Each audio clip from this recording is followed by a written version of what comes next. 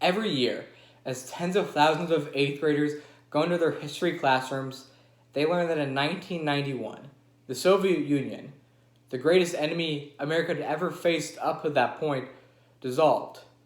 Now, from a student's perspective, this is the end of the Cold War. The reason why America had been doing anything from 1945 to 1991. However, when re-examining the dissolution of the Soviet Union and the end of the Cold War today, while these events did happen, it is naive to suggest that their influence has not persisted for the subsequent 30 years. While the Berlin Wall did fall, a new wall is already being built again. Today, we will focus on the harsh reality that Russia is trying to turn into the Soviet Union once again, and how a new Cold War is already happening. With the resignation of Gorbachev and the raising of the new Russian flag over Moscow, the Soviet Union turned into 15 distinct countries, the largest and most politically influential of those being Russia. However, the promise of democracy for Russia that they made in 1991 is slipping away. The country under Vladimir Putin is against democratic reforms and is committing acts such as jailing political opponents, limiting the freedom of speech and of the press, and consolidating political and all power into his very own seat. And what's worse, he's trying to lash out at other countries now.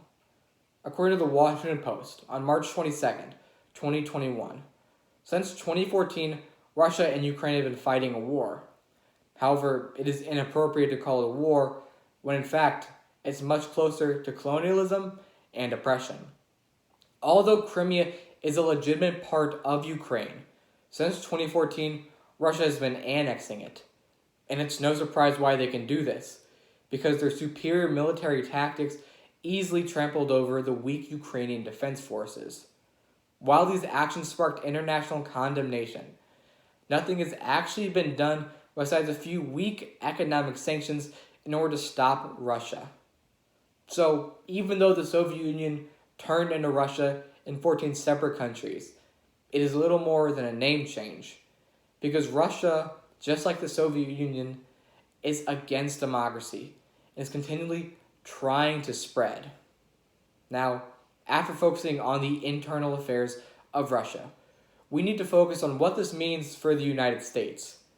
Now, for decades, the United States' domestic and foreign policy were interlinked together in the sole principle of stopping the Soviet Union.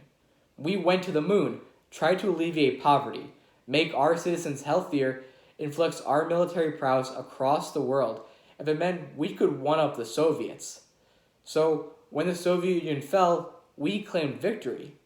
But we claimed it too early, because we are in another Cold War. And the problem is, in this Cold War, we have even more enemies. According to nuclear scientist Joseph Raplot, he stated that the Cold War may be over, but Cold War thinking survives. And it's easy how you can see this. According to the Associated Press, the United States' actions, such as the trade war with China, and how it interacts in international conflicts, is solely based on how that will play with other superpowers, such as India, China, Japan, and many others.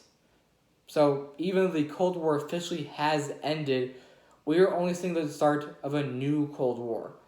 The same way of thinking, and the same way of competition that will once again try to destroy us. Victory, as the United States claimed, was won after the Soviet Union fell. We said that democracy and freedom would start to spread around the world again. While there are definitely positives to the Soviet Union falling, we must also remember that events like this are complex, and their influence can last entire generations. So, while the Soviet Union did fall, we must always stay vigilant and aware of next international conflicts, because we are still a long way to go before we make sure that any international conflict will never let us come to the brink of destruction ever again.